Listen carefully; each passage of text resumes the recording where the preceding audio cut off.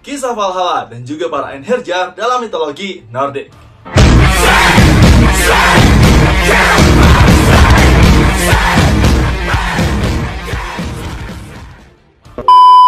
Oke minasan, bagi kalian semua yang mengikuti mitologi Nordik, pasti udah gak asing dong dengan namanya Valhalla dan juga para Einherjar dalam mitologi Nordik yang menjadi inspirasi manga dan juga anime Record of Ragnarok yang selalu Sensei bahas.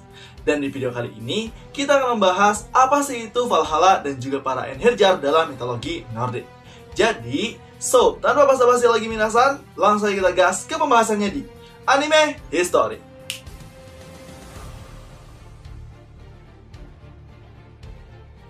Dalam mitologi Nordik, Valhalla adalah sebuah aula besar yang bertempatkan di Asgard, yaitu tempatnya para dewa, yang menampung seluruh pahlawan dan juga raja-raja yang gugur di medan pertempuran, yang disebut sebagai para Einherjar.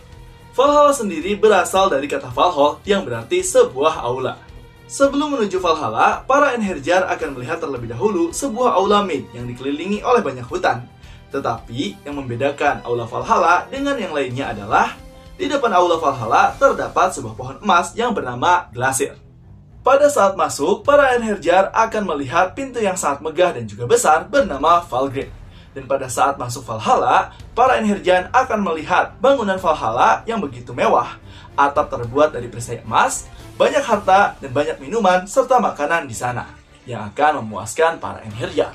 Pada saat Einherjar memasuki Valhalla, mereka akan disajikan makanan, daging, bir, mead, hiburan, pesta, dan lain-lain. Sedangkan Dewa Odin akan melihat mereka bersenang-senang, bahkan ikut di dalamnya, dan mengklaim seluruh Einherjar adalah anak-anaknya. Sehingga, menurut bangsa para Viking, Valhalla adalah surga bagi mereka. Selain para Einherjar dan juga para Dewa Aesir yang menetap di Valhalla, masih banyak lagi makhluk-makhluk yang menetap di sana. Seperti contoh, yaitu ada seekor kambing bernama Heidrun dan juga seekor rusa bernama Eikthennir yang hidup memakan dedaunan pohon leror. Mereka bukanlah makhluk biasa, tetapi kehadiran mereka sangatlah penting. Kambing Heidrun merupakan kambing penghasil mead untuk menjamu para Einherjar. Dan bagi kalian yang belum tahu apa itu mead, mead adalah sebuah minuman khas dari bangsa Viking yang terbuat dari alkohol, ragi, dan juga madu. Sedangkan rusa Eikthennir sendiri, dari tanduknya, dia menghasilkan cairan yang nantinya akan mengairi sungai yang sangat indah di Valhalla. Penggambaran Valhalla digambarkan dalam puisi Edda. Di Valhalla juga terdapat sekitar 540 pintu, yang mana fungsinya adalah semua orang di Asgard dapat masuk dan juga keluar sesuka hati mereka pada saat ingin mengunjungi Valhalla. Lalu, di sana juga terdapat tempat tinggal Dewa Thor, yaitu Volsungnir. Dikatakan masih bagian dari Valhalla dan memiliki sekitar 540 kamar, membuat semua dewa iri akan Dewa Thor. Kemudian juga, Valhalla sering menjadi tempat latar dari berbagai kisah dalam mitologi Nordik.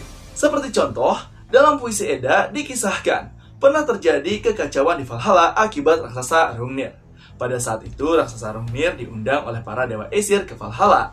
Karena jamuan yang sangat mewah, Hrungnir mabuk karena terlalu banyak minum mead, sehingga dirinya mengklaim bahwa Valhalla akan dia bawa ke Jotunheim, yaitu dunianya para raksasa. Mendengar itu, para dewa termasuk Einherjar merasa terganggu akan ulah raksasa Hrungnir yang mabuk, sehingga Dewa Sud memanggil Dewa Thor untuk menangani Hrungnir. Namun, di sisi lain raksasa Hrungnir juga mendapati sebuah keuntungan, di mana dia sendiri merupakan tamu dari para Dewa Aesir, sehingga Hrungnir mendapati perlindungan dari para Dewa Aesir selama dirinya ada di Valhalla, yang menyebabkan Dewa Thor tidak bisa berbuat apa-apa. Tapi pada saat cekcok di Valhalla semakin panas, Hrungnir dengan bodohnya malah menantang Dewa Thor untuk berduel di luar Valhalla. Ya, dari sini dengan tantangan tersebut, Thor malah bangga dan ikut melaksanakan pertarungan di luar Valhalla yang ditantang oleh raksasa Hrungnir. Dan juga hasilnya sudah jelas, dimenangkan oleh Dewa Thor. Selain itu juga, di Valhalla sendiri dipercaya sebagai awal terjadinya kiamat Ragnarok.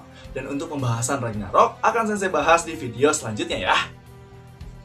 Oke, setelah ngobrolin Valhalla nih, kita langsung bahas para Einherjar yang sudah Sensei singgung di awal-awal cerita ya. Di sini, para Einherjar adalah para pejuang umat manusia dari mitologi Nordik yang mati dan gugur di medan pertempuran. Nah, setelah mereka mati, jiwa mereka akan dibawa oleh para Valkyrie dan akan dikumpulkan serta diseleksi di Valhalla oleh Dewa Odin. Sedangkan yang tidak terpilih oleh Dewa Odin untuk masuk Valhalla, mereka akan ditempatkan di ladang Dewi Freya bernama Folkvanger. Para Einherjar ini ketika di Valhalla akan dijamu dan dibahagiakan oleh Dewa Odin, diberi bir, makanan, hiburan, bahkan bisa menikahi para Valkyrie yang mereka inginkan. Tapi dengan syarat, bila mereka berhasil memenangkan pertempuran apapun yang terjadi di Valhalla, apalagi berjasa melindungi para dewa, mereka baru bisa menikahi Valkyrie mereka. Wah, dari sini kita dapat jawaban ya, mengapa di manga Record of Ragnarok, para Valkyrie yang sudah berpasangan menjadi Volund para Einherjar perwakilan umat manusia yang bertarung dan menang, mereka sendiri akan mengikuti para petarung umat manusia yang telah menang, seperti contoh Sasaki Kojiro dan juga Jack the Ripper, di mana sang Valkyrie terus mengikuti mereka. Waduh, ini sih Sasaki Kojiro yang beruntung ya, mendapat spek panesan. Kemudian, para Einherjar ini tidak sembarangan disimpan dan dibahagiakan oleh Dewa Odin secara cuma-cuma, melainkan mereka disiapkan untuk menjadi prajurit Dewa Aesir pada saat pertarungan Ragnarok nantinya. Dan merekalah yang akan membantu para dewa berperang melawan musuh-musuh para dewa. Nah, itulah dia minasan terkait pembahasan Valhalla dan juga para Einherjar dalam mitologi Nordik yang menginspirasi manga dan juga anime Record of Ragnarok. Tapi perbedaannya, kalau misalkan di manga dan juga anime Record of Ragnarok, para Einherjar ini malah dibuat untuk melawan para dewa. Sedangkan dalam mitologi aslinya, para Einherjar sendiri digunakan untuk membantu para dewa. Jadi gimana nih menurut minasan terkait pembahasan kali ini? Apakah seru atau punya pendapat lain? Atau kalian punya requestan lain untuk dibahas? Silahkan isi di kolom komentar ya. Dan jangan lupa untuk like, komen, dan subscribe. So, tetap saksikan di channel Tao-chan agar minasan tidak ketinggalan informasi terbaru dari Sensei. Sekian dari Sensei, and bye-bye!